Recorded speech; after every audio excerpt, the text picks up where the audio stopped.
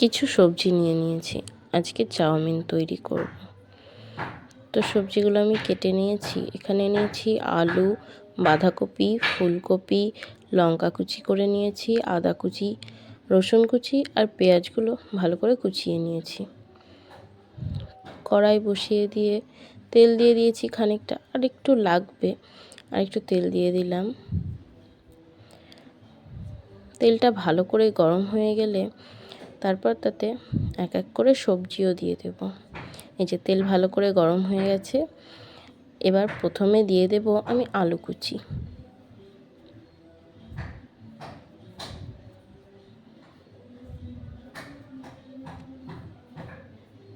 তারপরে ফুলকপি দিয়ে দিলাম। আলু আর ফুলকপিটা আলাদাভাবে একটু ভালো করে ভেজে নেব।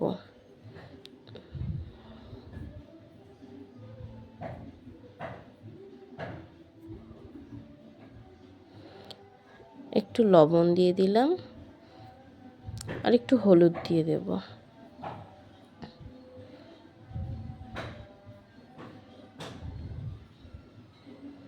একটু ভালো করে নাড়াচাড়া করে নেব। সবজি দিয়ে চাউমিন খেতে কিন্তু আমাদের সবার ভীষণই পছন্দ, আর শীতকালটা এলেই এই সবজি দিয়ে চাউমিন করি।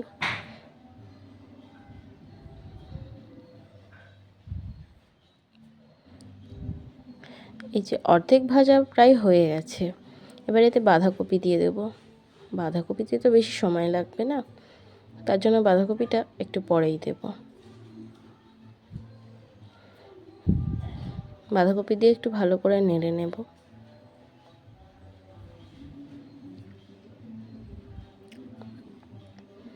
প্রায় ভাজা হয়ে গেছে। এই ভাজাটা এবার একটু ভালো করে নেড়ে চেড়ে নামিয়ে রাখবো। এই যে নামিয়ে রেখে ফেলেছি। আবার কড়াই গরম করে নেব। এবার তেল দিয়ে দেব।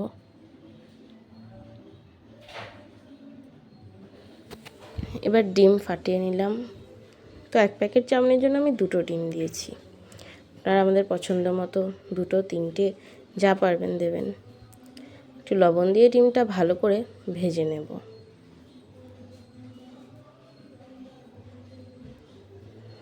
ডিম ভাজা আমার কমপ্লিট।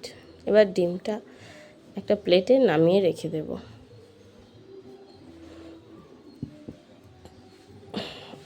কড়াইয়ে তেল দিয়ে আদা কুচি, পেঁয়াজ কুচি আর লঙ্কা কুচি ভালো করে একটু ভেজে নেব। ও তাতে একটু লবণ আর হলুদও দিয়েছি।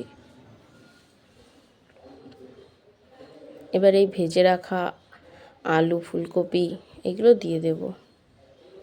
এতে আরও একটু ভালো করে ভাজা হয়ে যায়। তারপরে একটু সস দিয়ে দিলাম। তো সস দিয়ে ভালো করে নাড়িয়ে নেব, সুন্দর একটা ফ্লেভার হয়।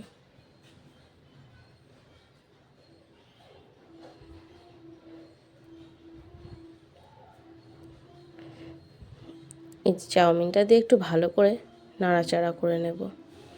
ডিমটা দিয়ে ভালোভাবে চাউমিনটা ভেজে নিলেই তৈরি আমার সিম্পল ঘরোয়া চাউমিন।